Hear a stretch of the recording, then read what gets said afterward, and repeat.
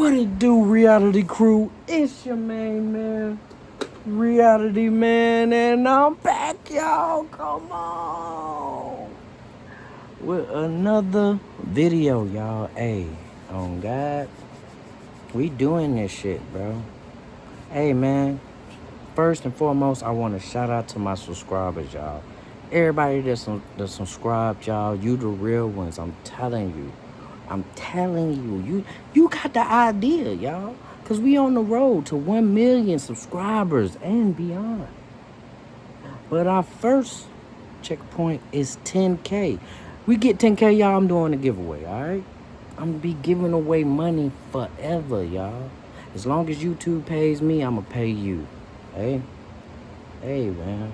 Welcome to the crew, y'all. Everybody that didn't subscribe, if you haven't subscribed, go ahead and subscribe, y'all. It don't cost nothing.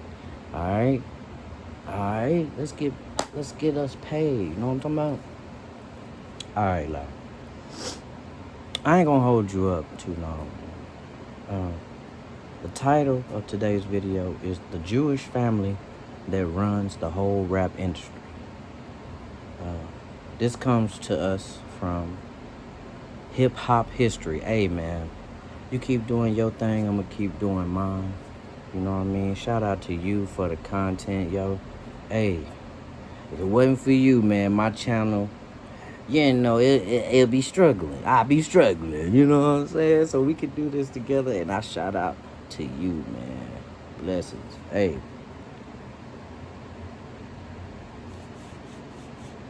We got the drink on deck, y'all. Hey, same drink we've been drinking, y'all. You know what they say, y'all. You can't change what you've been drinking, all right? You can't change, all right? If you drink one thing, you gotta keep drinking the other thing. No, but everything else is just nasty to me, y'all. I'm still on the pile. You know what I'm saying? Red berry. And this time, y'all, we got the right ocean spray. Okay?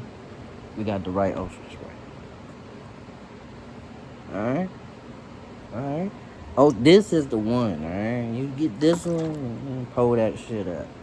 Alright? Y'all let me know if y'all done pulled that shit up. Let's get to it.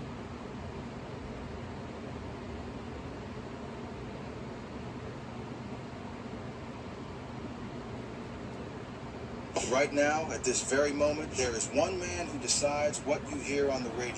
One man whose company controls what goes viral on Spotify. One man who has the power to make an artist the biggest name on the planet or erase them like they never existed if they go against his agenda. And you probably have no idea who he is. This very man is what some people blame for the violence in the black community and what goes in drill hip-hop today. Meet the Jewish man, Sir Lucian Grange. And the family dynasty he's building quietly controls more of the music industry than any single. I done heard that name before. And I think I done heard Drake drop that name before. But I thought it was just because he was like a label owner or something. I don't know. Recorded sound. Think about every artist you've been listening to this week. Drake, Kendrick Lamar, The Eminem, Post Malone, Lil Baby, Lil Durk, Morgan Wallen. Every single one of them, every song, every album, every stream is making this one man and his family richer. Universal Music Group controls roughly 40% of all recorded music on Earth. That's not a label. That's not a company. That's a monopoly with a playlist. And here's where it... With a playlist, you hear me? Because all of them was facts. They'd have just built an app. Where it gets really interesting. When Drake, one of the highest paid artists alive, a man with a reported $400 million deal with Universal, started having problems with them, what happened? His career cratered. Kanye West called Lucian Grange Drake's rich baby daddy and said Drake's music had become so commodified and controlled that it doesn't even connect with people anymore. Then Drake turned around and filed a legal petition accusing Universal of manipulating streams, using bots, and running a payola scheme to boost Kendrick Lamar's diss track against him. And Lucian Grange, he barely flinched because when you own the game, you don't have to worry about the players. Stay with me through this whole video because by the end, you're going to understand how one Jewish family from North London turned the entire global music industry into their personal empire, and why speaking against them might be the most dangerous thing an artist can do. Before we talk about Lucian Grange specifically, you need to understand the architecture of the machine he runs. Universal Music Yo, Group, I UMG. just noticed what that was on his shirt. It was the views from Drake, like his album. He had that pin on his shirt. That is so stupid. It was like a little man Is not just a record label. It is hanging a on his collection of shoulder. empires stacked inside of empires. When Grange restructured the company in 2024, he organized it around two massive hubs. On the East Coast, you've got Republic Corps, which controls Republic Records, Def Jam, Island Records, and Mercury Records. On the West Coast, you've got Interscope Capitol Labels Group, which controls Interscope, Geffen, Capitol Records, Motown, Priority Records, Blue Note, and Verve. Let that sink in for a second. Def Jam Records, the home of Jay-Z, Kanye West, Rihanna, DMX, Nas, Rick Ross, Pusha T, and nearly every major hip-hop artist of the last 4 decades Is under? owned by Universal. Wow. Republic Records, home of Taylor Swift, Drake, The Weeknd, Post Malone, Ariana Grande, Lil Wayne, and Nicki Minaj, Wow. is owned by Universal. Interscope Records, where Eminem, Dr. Dre, Lady Gaga, Kendrick Lamar, and 50 Cent all got their biggest platforms, Shit, that's all of them, ain't it?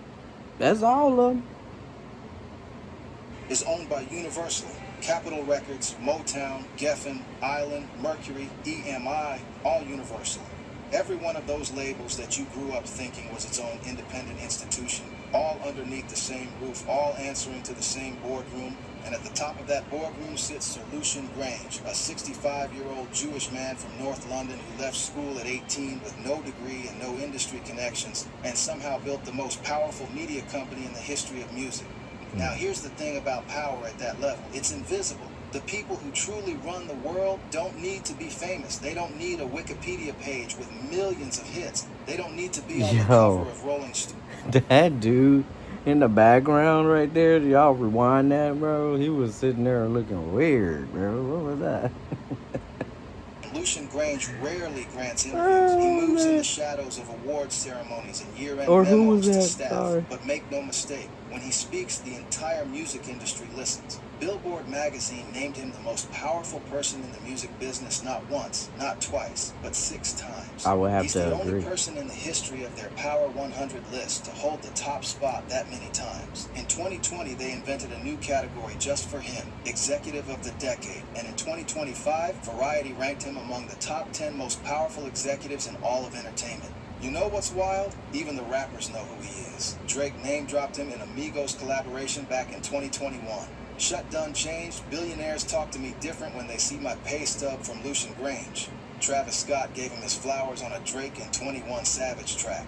Only signing the gang, we the new Lucian Grange. These are some of the biggest artists alive acknowledging that this man's signature on their check means everything. But we're getting ahead of ourselves. To understand how Lucian Grange got here, we need to go back to where this all started. Not with him, but with the generation before him. Because this story, like all the best ones, starts in the streets. Here's a fact that most people in hip-hop don't talk about, but the ones who've been paying attention have known for decades. Jewish entrepreneurs didn't just participate in the music industry, they built it. Go back to the 1940s, the major labels at the time, Columbia, RCA, Decca, had all but abandoned what they called race music, black artists making black music for black audiences. There was no money in it as far as the establishment was concerned. The industry gatekeepers in those years were almost entirely white, Anglo-Saxon Protestants who ran music the way they ran everything else in America, as a closed system that kept certain kinds of people out and certain kinds of sound invisible. So, who stepped into that void?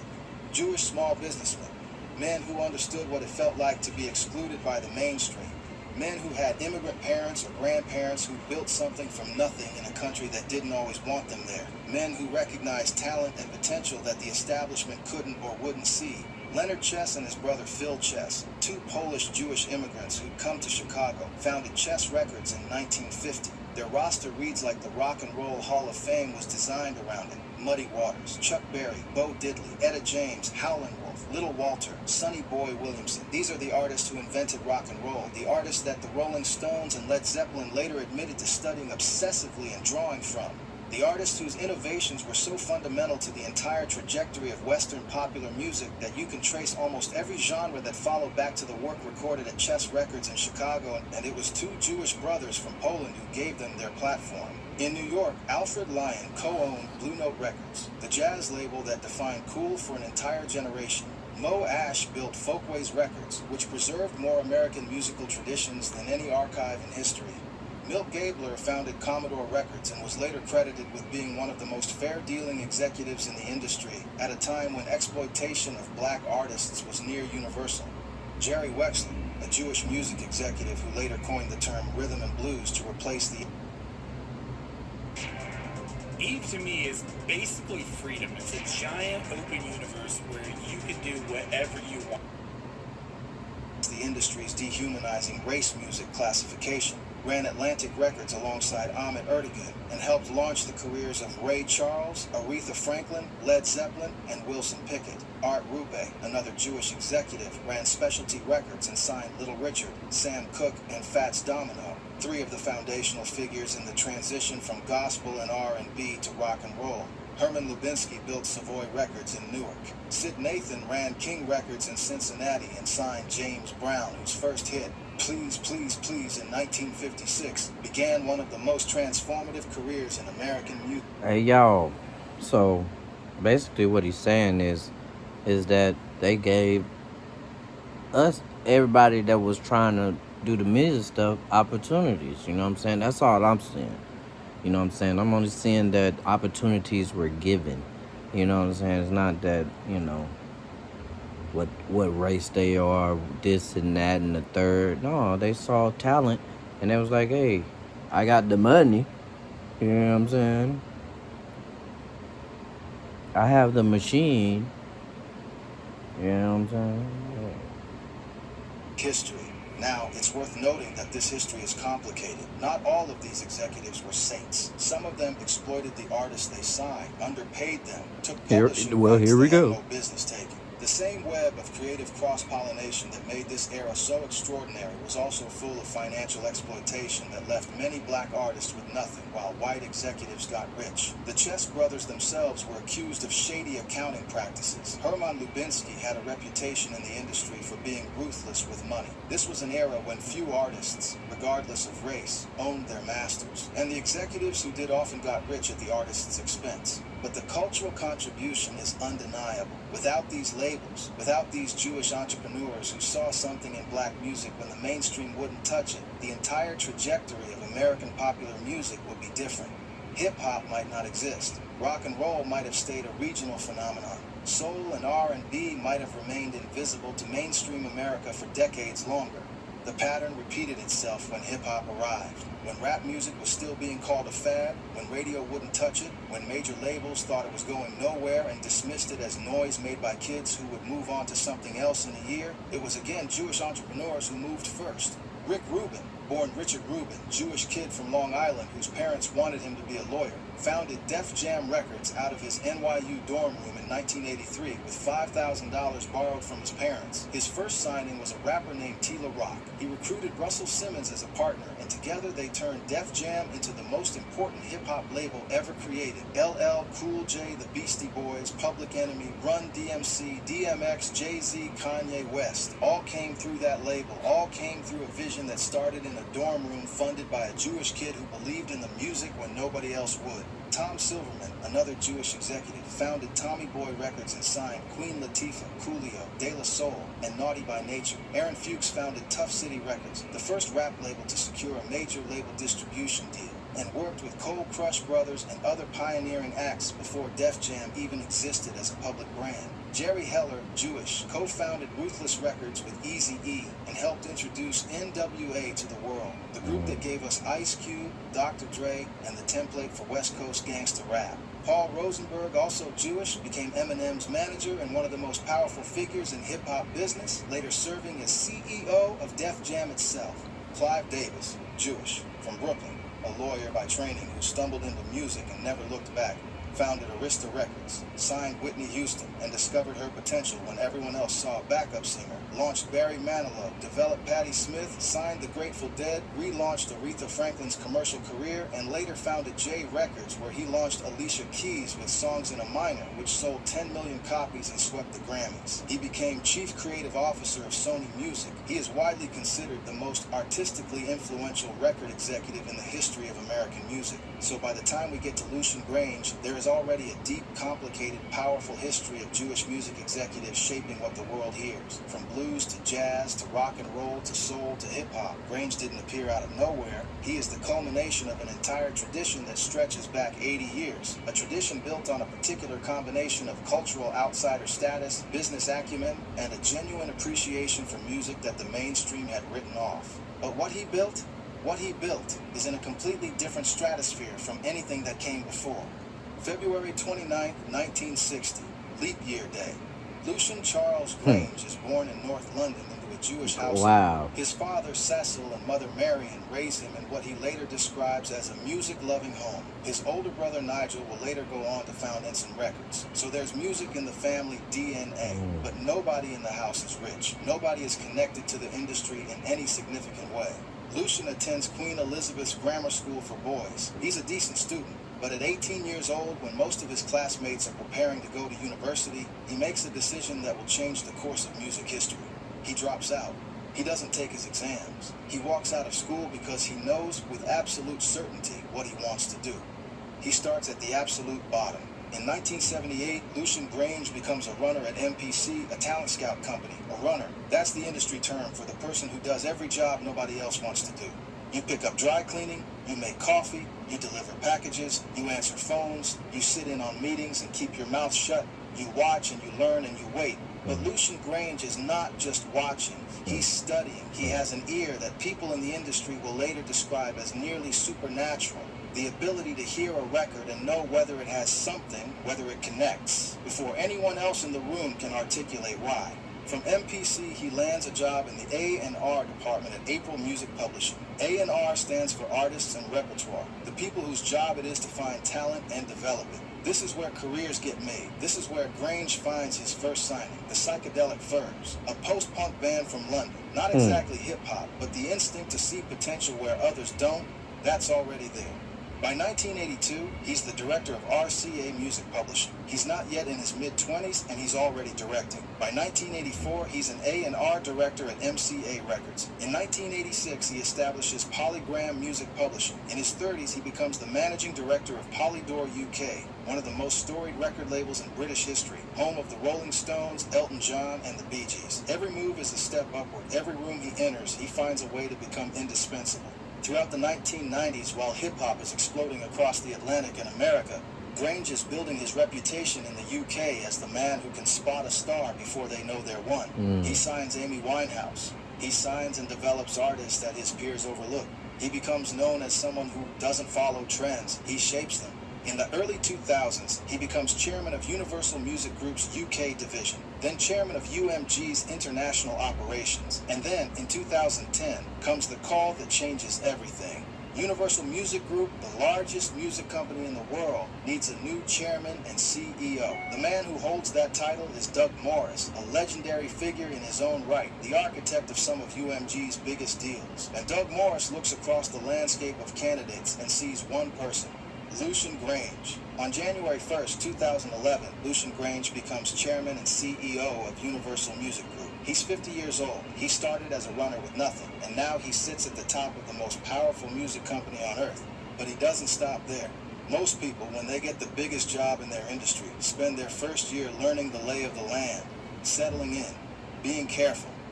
Lucian Grange spent his first year buying EMI Records, the label that gave the world the Beatles, Katy Perry, Queen, the Beach Boys, Pink Floyd, Lady Antebellum, one of the most iconic music companies ever created. In September 2012, Grange completed the acquisition of EMI's recorded music operations for $1.9 billion. In one stroke, he folded Capitol Records, Blue Records, Virgin Records, and... Wait a minute.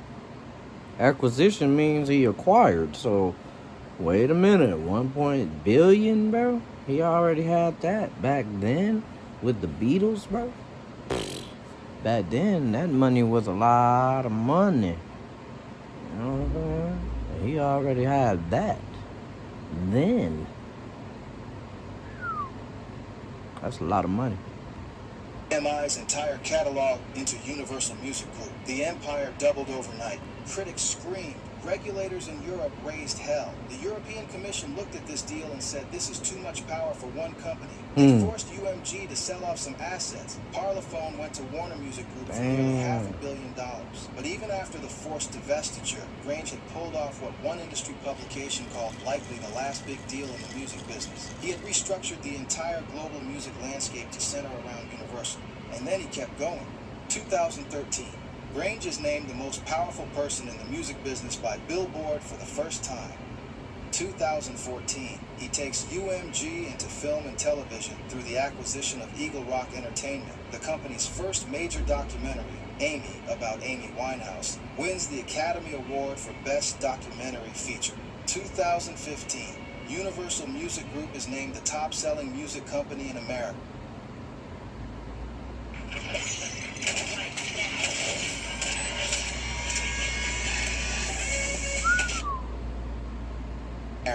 Their market share is so It seems dominant like that every other he made a lot of great business moves, and he put his trust in a lot of the, the right people, that got him to where he is now. Everybody loved who they named, right? I mean, basically everybody that they named were the basically all the stars that you seen during those times. So, I mean, for him to have 1 billion, it's not. I don't see where it's far fetched where he wouldn't have that. I mean, he should have that.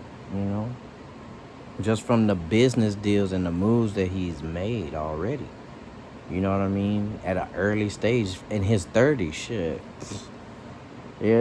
Like, man, he made some good investments, man. And it said, and like he said that, he went with people that, were overlooked in most cases. You know what I'm saying? So it seems like he made some good choices, business-wise, that got him to where he was. It says he was too powerful at one time, so they made him downsize his company.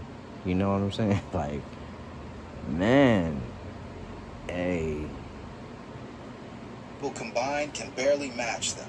2016. Let me hold a dollar. Queen Can I Elizabeth get a dollar? II knights him, not metaphorically, literally. Sir Lucian Grange, Knight Bachelor of the Order of the British Empire. The runner from North London is now royalty. 2017. UMG is worth $22 billion, triple what it was worth when Grange took over 6 years earlier. 2019, he tops Billboard's Power 100 again. The music industry is not recovering from disruption. Under Grange's leadership, it is growing for the first time since the CD era. 2020, Billboard invents a new category and names him Executive of the Decade. Is it not funny how you hear somebody that has this much money, has this much power, you hear it, and then you see the person that has it, and you're like, huh.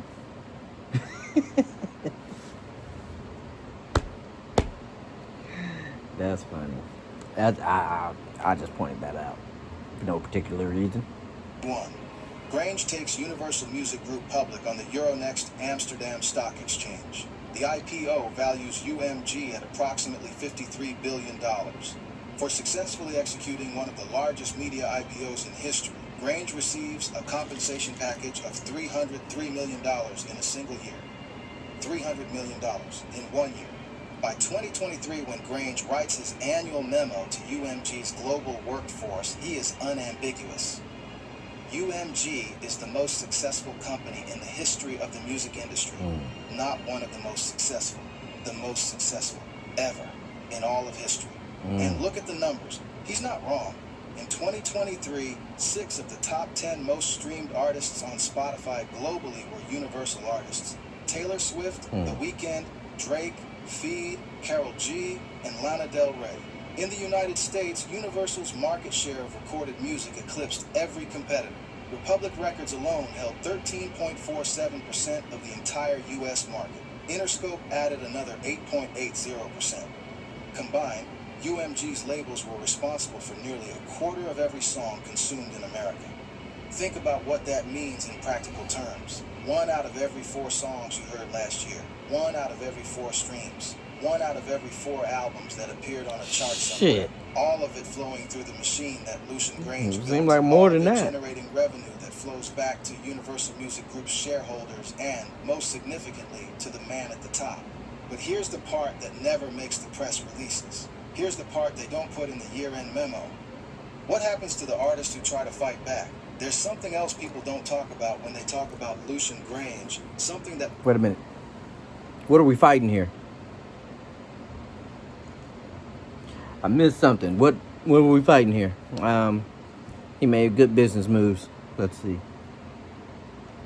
makes this story more than just a corporate power narrative. He's building a dynasty. And to understand that, you have to understand what happened to him personally before he ever reached the top of the mountain. Because it's the kind of story that puts everything else in perspective. In 1993, Lucian Grange's wife, Samantha, went into the hospital to give birth to their son, Elliot.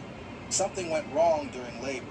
Samantha fell into a coma. Damn. She never came out of it. For 14 years, from 1993 to 2007, she remained in that coma while Lucian raised their son, built his career, climbed from managing director to chairman to CEO, and navigated grief that most people couldn't conceive of managing for a single day, let alone a decade and a half. Samantha passed away in 2007, 4 years before Lucian took the biggest job in music. You have to factor that in when you look at what he built, because the man who runs Universal Music Group with an iron hand, the man who outmaneuvered hedge funds and platform CEOs and governments and competitors, that man was simultaneously the father of a boy who grew up without his mother. That parallel story running underneath the corporate empire gives you a dimension to Grange that the press releases don't capture.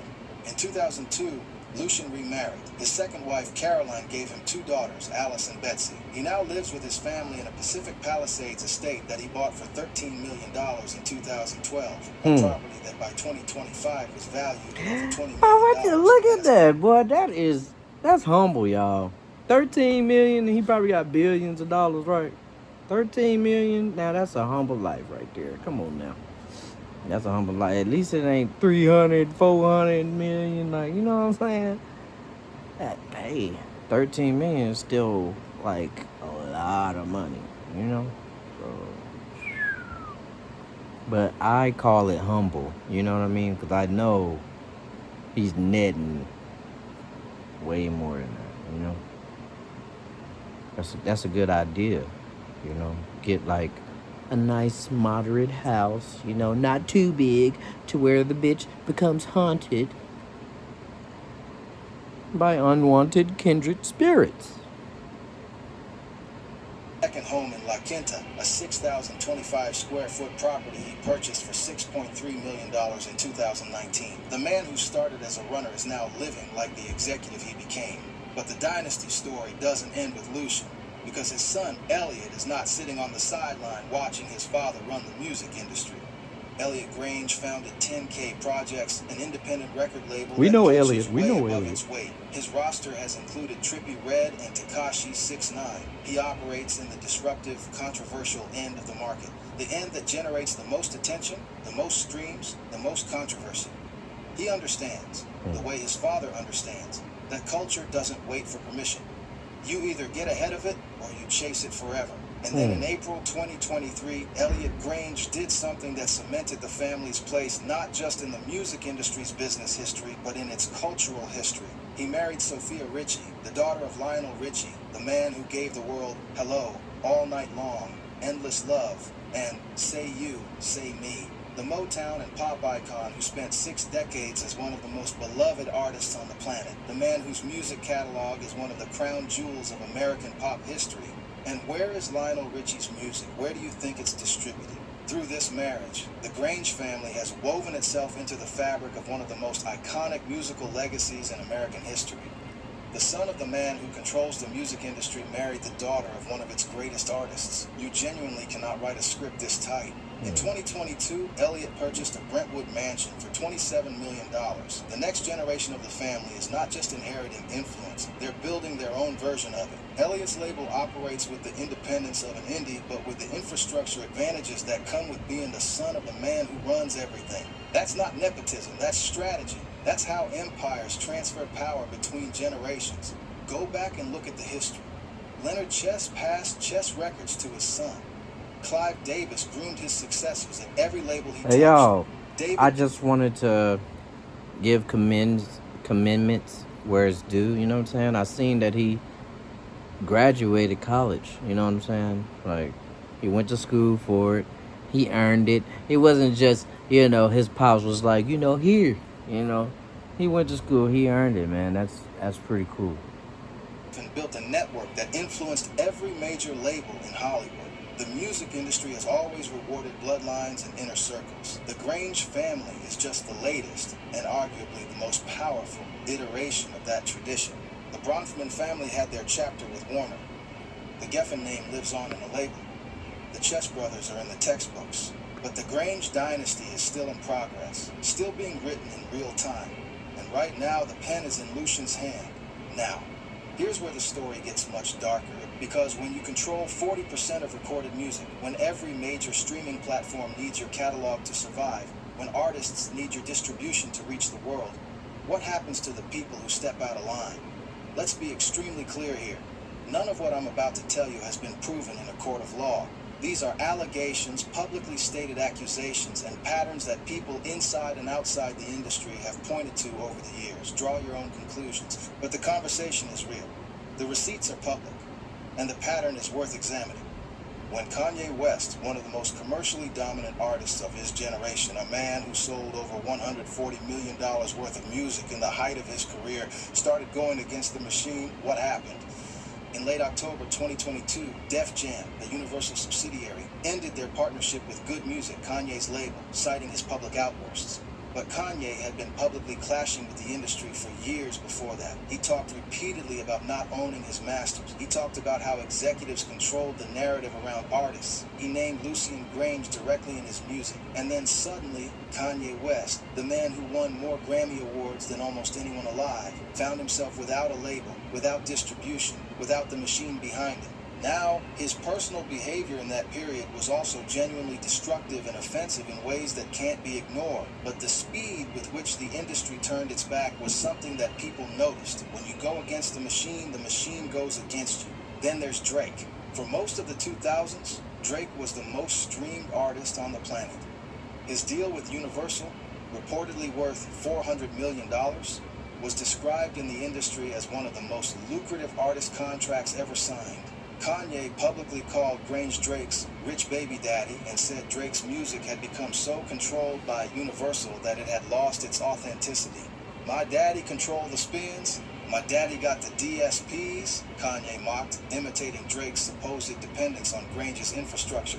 Then came the Kendrick Lamar beef. In 2024, Kendrick Lamar dropped Not Like Us, a devastating diss track aimed at Drake.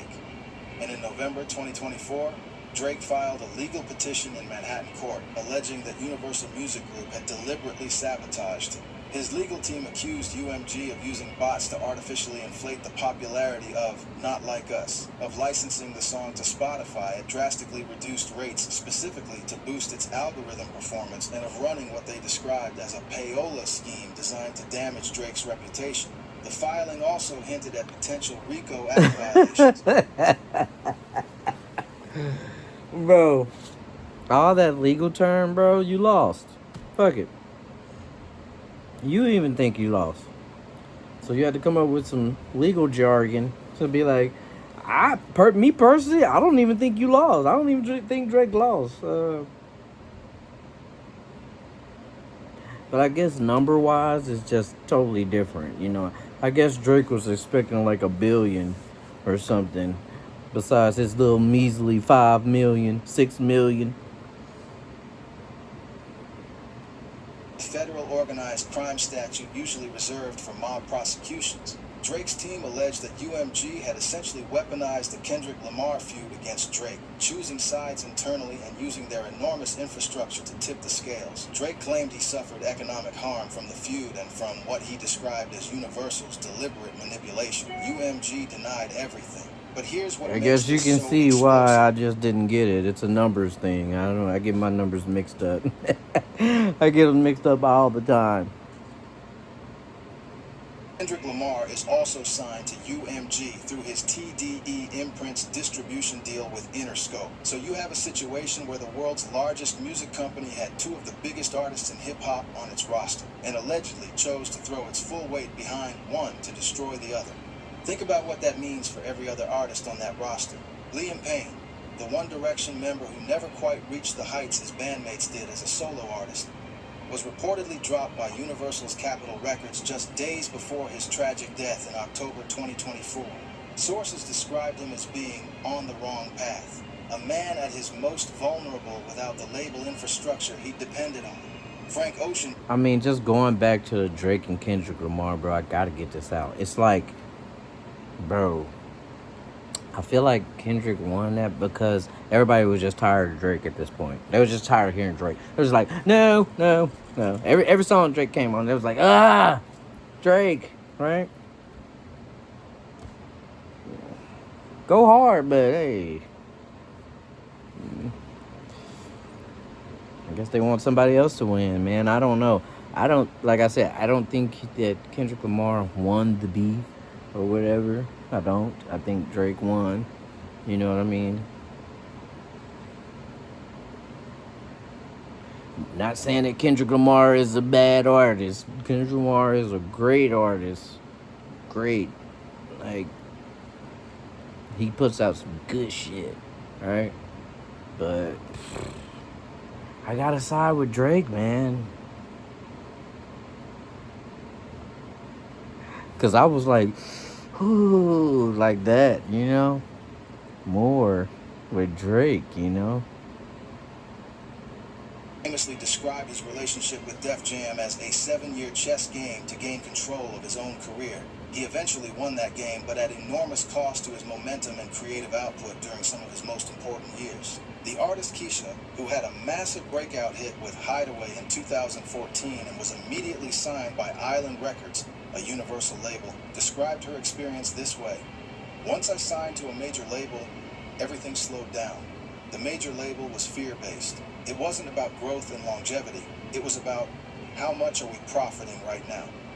9 Inch Nails' Trent Reznor publicly called out Universal Music Group's pricing practices during an Australian tour, writing, "Shame on you, UMG. Year Zero is selling for $34.99 Australian dollars. No wonder people steal music." Artist after artist, decade after decade, the same story repeats. You sign with Universal, you become enormous, and then, somewhere in that relationship, you discover that the machine you needed to get here is also the machine that controls where you go next, and that when your interests diverge from their interests, theirs win. Now, you might say, It's usually how any label has this dynamic. that's usually how it goes, guys. Get in the fucking industry, they're gonna tell you what the fuck to do. Like, what are we missing here? I think everybody that's in there knew that shit before. You know what I mean? They're gonna tell you what the fuck to do. You know what I mean? I think it's because they know what the fuck they're doing. You know? I think it's because they know what they're doing. It's not. I don't think it's so much of you got to or else. You know what I mean? Until the artist is like, no, fuck that. I know exactly what I want to do with my music. You know what I'm saying? Like, given that you know how you want your music, that's all you do. It's the music.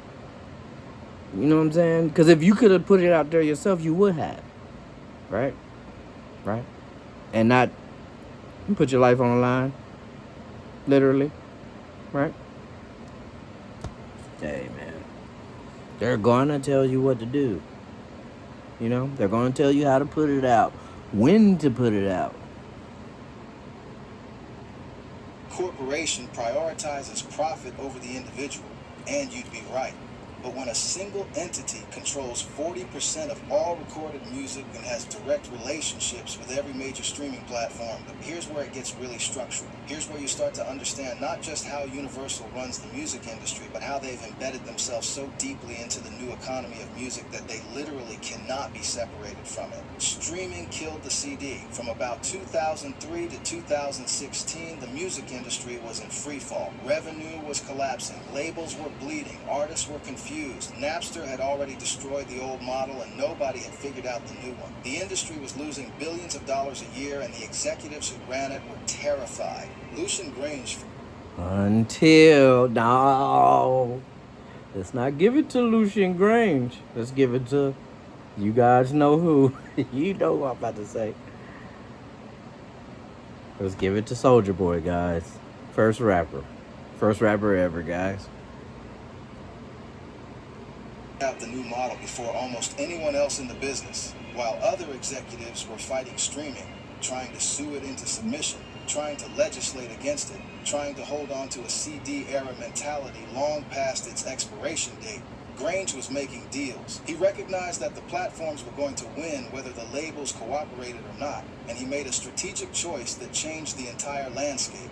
Instead of fighting the future, he would position Universal at the center of it. He negotiated directly and simultaneously with Spotify, Apple Music, YouTube, Facebook, Tencent, and Amazon to ensure that Universal's catalog sat at the core of every major music platform on Earth.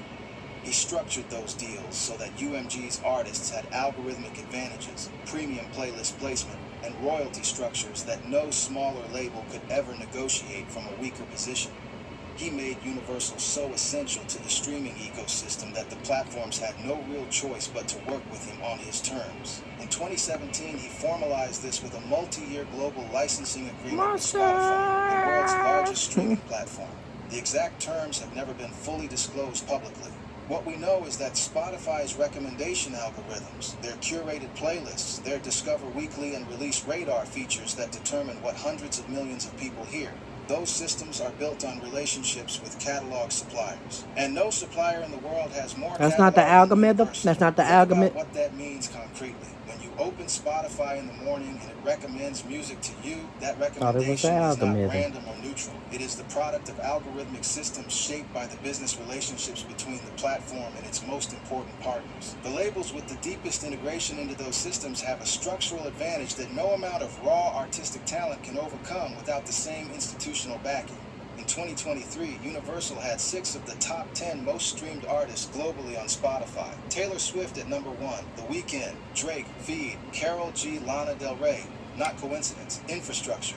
But Grange demonstrated just how total this control had become in January 2024, when Universal pulled its entire catalog from TikTok after the platform's licensing deal expired and negotiations stalled. The silence was immediate.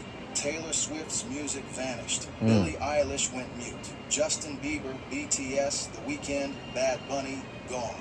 Millions of videos went silent overnight. Noah Kahan, the artist whose TikTok virality on Stick Season had gotten him signed to Republic Records, appeared on his own profile to tell his fans he could no longer promote his music there. An artist whose career had been built partly by that very platform was now powerless because his label had made a business decision that superseded his personal relationship with it.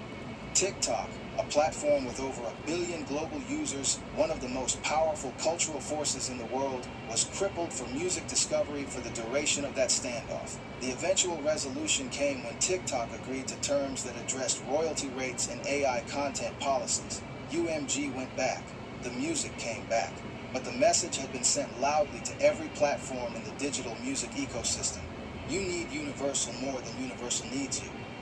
Grange pushed this logic even further into the AI era, as artificial intelligence-generated music started flooding streaming platforms through 2024 and 2025, creating millions of fake songs engineered to siphon royalties from the pools that real human artists depend on. Universal took the hardest line in the industry. In his January 2026 memo to staff, Grange declared it in all capital letters: UMG will not stand by and watch irresponsible business models take hold. Models that devalue artists, fail to provide adequate compensation for their work, stifle their creativity, and ultimately diminish their ability to reach fans. But beyond the rhetoric, they backed it with contractual force. Universal negotiated provisions into their platform deals specifically preventing AI-generated content from being counted in the same royalty pools as UMG's signed artists, while independent musicians watched their per-stream payments shrink as AI noise diluted the pool. Universal's artists were protected by language that no independent could have ever negotiated from their position. This is what structural power actually looks like at the highest level. Come on. Yeah, he been doing it for a long time, bro. Kudos. Isolation, not who's on your roster, but how deeply the rules of the entire game have been written around your interests. Universal isn't just playing chess. Universal designed the board, set the pieces, and writes the rule book between games. And here's the uncomfortable truth at the center of it all. The same power that allows Universal to protect Taylor Swift from AI theft is the same power that can make Drake's streams mysteriously underperform when his legal team starts filing petitions with Grange's name in them. The same infrastructure that launched Noah Kahan's career is the same infrastructure that, the moment it stops working for you, can make you feel like you never existed. Power cuts in every direction. That's what makes it power. 2024 was supposed to be another year of dominance for Lucian Grange. Instead, he found himself named in not one but two explosive legal situations that put his name in front of people who'd never heard of him before. First came the Diddy lawsuits. Sean Combs' arrest and the avalanche of civil suits that followed had triggered a wave of allegations that swept through the entire music industry. One of those suits, filed by a man called Lil Rod, named Lucian Grange, Universal Music Group, and Motown Records as defendants, alleging that they had furthered, participated in, and helped conceal Diddy's alleged conduct. Grange's lawyers came out swinging. They called the allegations legally baseless, describing them as a knowingly false general business partnership allegation, coupled with the fabrication of a non-existent duty. They filed motions to have all claims dismissed with prejudice. The legal machinery of Universal, which maintains an army of communications I get that. specifically. I get that. It's just saying that, he was just acting out of his own interest, you know what I mean? And under his own label, even though he was under, Lucian's label. You know what I'm saying? So it's just saying, hey, man, we ain't got nothing to do with what the fuck he got going on. His personal business, his personal affairs. And I totally agree with that. To manage exactly this kind of situation, work to contain the narrative before it spread. The judge's ruling is still pending at the time of this video, but the fact that Grange's name was in those filings at all, the CEO of the most powerful music company on earth, linked to the most explosive scandal in the industry's recent history, was something that could not be... Well, I think it was because of his label as a whole, why he was named. It was like the plaintiff is basically saying that Universal condoned Diddy's actions. Like, basically they okayed it. They gave him money for it. They're supplying, what I'm saying, they're giving him everything he needs to be mischievous. Basically, because he's under that umbrella. Quietly managed away. Then came Drake. The petition Drake filed in Manhattan court in November 2024 was not technically a lawsuit. It was a pre-action petition. I don't think this is right either. I think it was a reach. What I'm saying, by Drake, saying that, hey, man, y'all, even though we're under the same thing, but y'all pushed him more than you pushed me.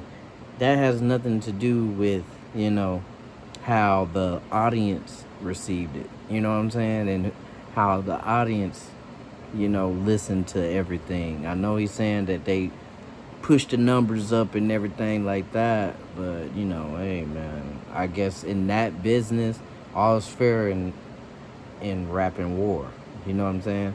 It's like, you're gonna do it. it's like YouTube, it's like Facebook. If they give you an option to push your numbers and you got the money to do it, you're gonna do it. If they give you the option to be Meta certified or whatever, you're gonna do it because it makes it better, right? So, I don't think that's a legal argument either. You know what I mean? I don't think he should win that either. I just don't, me personally, because it has that had nothing to do with everybody saying that Kendrick Lamar won. That had nothing to do with it. You know what I'm saying? I feel like it was what I said. People just tired of Drake winning. Mechanism under New York law designed to gather information before a civil claim is filed, but the allegations inside it were extraordinary. Drake's legal team pointed to violations of the RICO Act, a statute with roots in fighting organized crime. They alleged conspiracy. They alleged fraud. They alleged that the company Drake had entrusted with his career had turned that infrastructure against him. The petition named Grange personally as part of the alleged misconduct. UMG denied everything. Their response was characteristically airtight. They acknowledged nothing, admitted nothing, conceded nothing. The legal machinery hummed, but you have to sit with the image for a moment. The most commercially successful artist of the streaming era, a man who had called Lucian Grange's name in his music as a mark of status, was now putting that same name in a federal court filing. And somewhere in North London, the 65-year-old runner who became a knight barely blinked. Let me give you a quick education on the music industry food chain, because this is what ties everything together. When an artist signs with a major label, Universal, Sony, Warner, they are typically signing over a significant portion of their master recordings. Your masters are the original recorded versions of your songs. They are the asset. Whoever owns the masters collects royalties every time a song is streamed, played on the radio, licensed for a TV show or movie, or included in an advertisement. The master is the golden ticket. Most artists, when they're young and hungry and desperate for a deal, sign over their masters without fully understanding what they're giving away, and then they spend the rest of their careers watching someone else collect money on their life's work.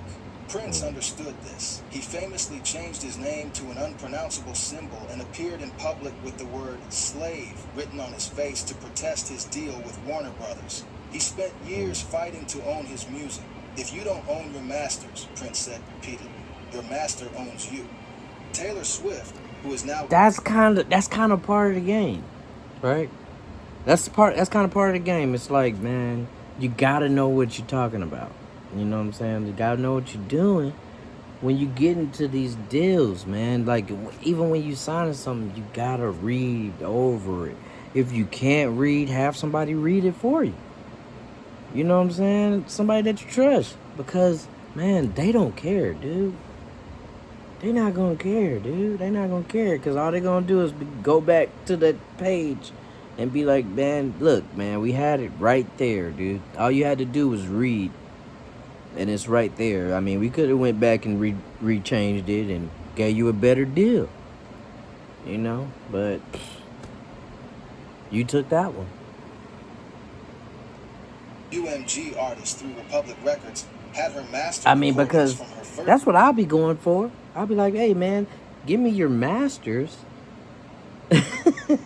and I'll give you $5 million. I know you Drake, but hey, give me your masters and I'll give you $5 million. Right here. Ball out on them bitches. 6 albums owned by her original label, Big Machine, which was run by Scooter Braun. When Braun sold the masters to a private equity firm without giving Swift the opportunity to buy them, she declared the situation her worst-case scenario and began re-recording every single one of her original albums from scratch. A multi-year effort specifically designed to devalue the masters Braun held and redirect fans to versions she owned. Oh, that effort succeeded in a way that was smart. No one in the industry expected. Yeah. Fans followed her. The original masters were worth significantly less once Taylor's versions existed. It was the most successful act of financial rebellion by a major artist in the modern era. You could do that? Is Taylor Swift. She has the fan base, the financial resources, and the cultural capital to execute a strategy like that. What about the artists who don't? What about the thousands of artists who signed deals in the 2000s and 2010s, handed over their masters, and now watch their music generate streaming revenue they never fully see? What happens to them when they speak up? The pattern that multiple sources, former label employees, industry journalists, music lawyers, have described over the years is what they... And that's a crooked deal. You know what I'm saying? I would call that a crooked deal. If you ask for 100% of the masters, you crooked. You shady, bro. Because, come on, bro. Why would you even do that? Me, myself, I would ask for some, but I would definitely ask for some. You know what I'm saying? I would definitely ask for some of the masters if I was giving out the deals. I'll be like, hey, man, let me get 70. Let me get 70. Let me get 80. Let me get 85. All right? And then you be like, nah, 30. And I'll be like, 50? 50? call shelving. And you be like, 5. You know what I'm saying? Artist who causes problems, who pushes back too hard on the label, who makes noise about their deal structure or goes to the You got press with me. complaints, that artist finds their releases delayed. Their promotional budget mysteriously shrinks. Radio stations that used to play their music stop booking them. Playlist curators stop featuring them. The algorithm stops surfacing their catalog. It's not always explicit. Nobody That sends nigga you a letter said- saying you're That nigga said 5 or I walk. All right?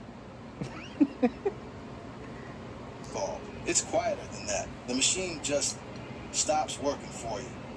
Industry lawyer and music business commentator Bobby Deal described the phenomenon this way in a 2023 interview.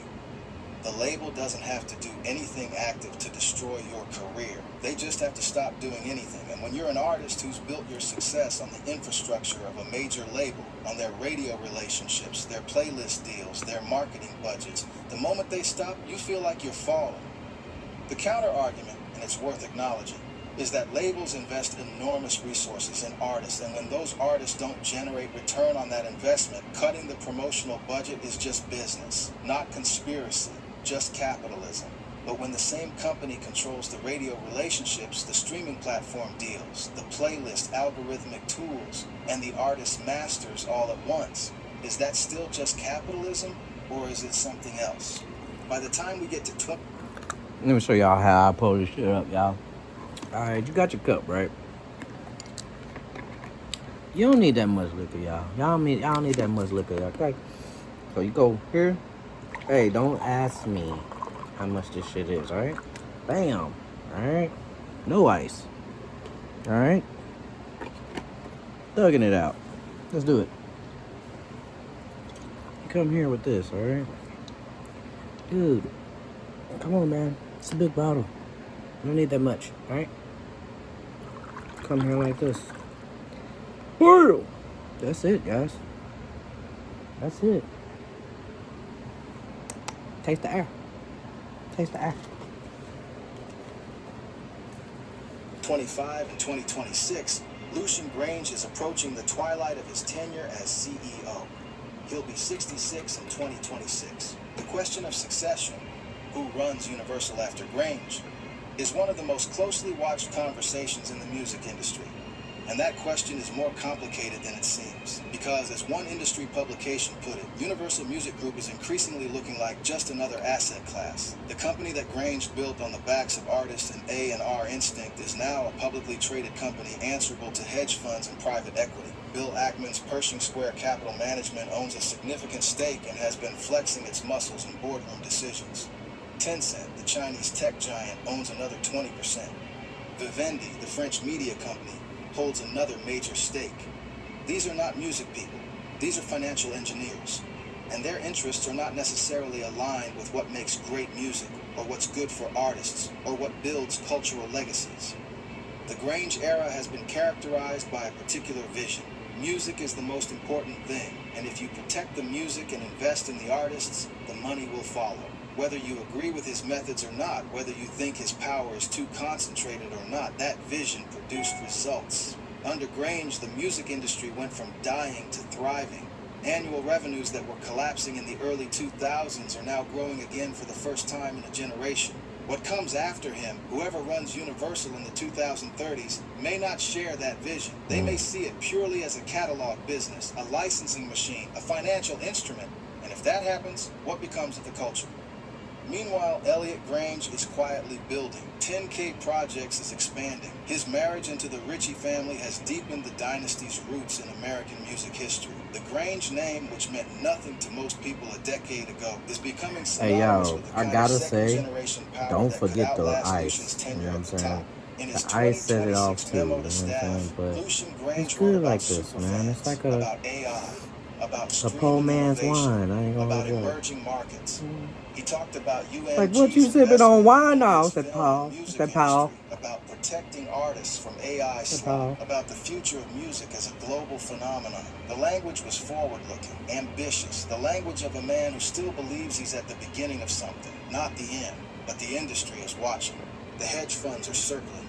Drake's lawyers are filing. The AI generators are churning. And somewhere, an 18-year-old kid who dropped out of school in 2025 with nothing but a pair of headphones and a dream is about to sign a contract with one of Universal's labels and hand over the rights to the music that will define their life. The machine doesn't stop. It never stops. Let's bring this all the way back to where we started. You asked who controls the music you hear. And the answer, if you've been watching, is more complex than a single name. It's a system. A web of Jewish entrepreneurs who saw opportunity in music when nobody else did, who built labels from nothing in the 1940s and 1950s, who bet on black music before it was commercially mainstream, who took hip-hop seriously before it was respectable, who built and merged and acquired until there was nowhere left to go except to the top. Lucian Grange is the apex of that system, a man who started as a runner in 1978 and became a knight by 2016, a man whose company controls 40% of all recorded music on Earth, a man whose artists include Taylor Swift, Drake, Eminem, The Weeknd, Billie Eilish, Kendrick Lamar, Morgan Wallen, Lady Gaga, Post Malone, and literally hundreds of other names you know. A man who not only survived the digital revolution that killed the music industry, but used it to become more powerful than any music executive in history. The Bronfmans had Warner. Rick Rubin built Def Jam. Clive Davis discovered Whitney Houston. The Chess Brothers gave the world rock and roll. Each of them was a chapter. Lucian Grange is the whole book. But here's the question you should be sitting with right now. The question that nobody in the industry wants to ask out loud because the answer makes people uncomfortable. What happens to the music when one company controls this much of it? What happens to the art when the commercial infrastructure gets this concentrated? When the algorithm is shaped by the same company that owns the music? When the artists who challenge the system, the Kanyes, the Drakes, the Frank Oceans, can be made to feel the weight of that system whenever they step out of line? Is that good for music? Is it good for culture? Is it good for the kid in Houston or Memphis or London who's making something in their bedroom right? I feel like it's awareness. You know what I'm saying? Only bring awareness. You know what I'm saying? Because as you can see, they're still in that industry. You know what I mean? They still doing stuff there. So it's not all bad. But be aware, guys. You know what I'm saying? Be aware of what you're signing. Be aware of what you're doing inside of that rap industry, man. You got to. You got to be aware of what's going on or what you're signing. That's it. Just be aware of what you're signing, man. That's it. That's all they want from you. You know what I'm saying? Given it that, you know, people are talented artists and people know how they want things done, but the thing is, if you ask somebody else, you got to work with that person. You got to be worked out. You know what I'm saying? It's not just gonna be fully you and give me your money and I'll do this and I'll do that. You know what I'm saying?